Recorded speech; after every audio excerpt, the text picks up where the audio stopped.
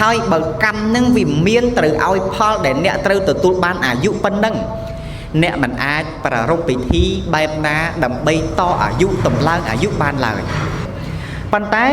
ក្នុងពិធីបុណ្យចម្រើនជនដែលមានអាយុនេះសូមឲ្យញាតិញោមទាំងឡាយជាពិសេសញោមប្រុសញោមស្រីទាំងគូនេះបានជ្រាបថាគ្រាន់តែឲ្យយើងពិចារណាថាវ័យរបស់យើងវាមានវ័យចម្រើនហើយអាយុច្រើនហើយ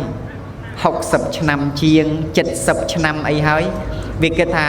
អាយុយើងច្រើនហើយអញ្ចឹងបើអាយុរបស់យើងនឹងវាច្រើនហើយអញ្ចឹងតើយើងបានសាងទីពឹងឲ្យខ្លួនឯងហើយឬនៅទាំងការឲ្យទានទាំងការរក្សាសិលការអនុគ្រោះខ្លួនឯងដោយមិនមាននៅការចងគំនុំគុំគួនអ្នកដតីខឹងស្អប់អ្នកដតីឃើញទេអាហ្នឹងអញ្ចឹងហើយ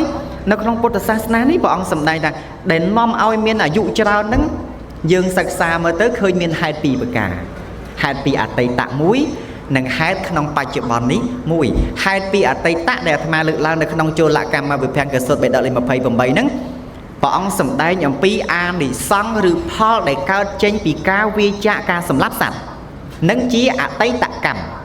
ដែលនាំឲ្យអ្នកទទួលបានអាយុវែងទី1ទី2វាបូកផ្សំជាមួយនឹងបច្ចុប្បន្នកម្មបច្ចុប្បន្នកម្មនេះយើងសិក្សាសង្កេតពិនិត្យទៅតាមព្រះពុទ្ធដីកាឲ្យមែនទៅបានយើងឃើញទៅដល់រឿងពីរយ៉ាងការថែរក្សាសុខភាពផ្លូវកាយ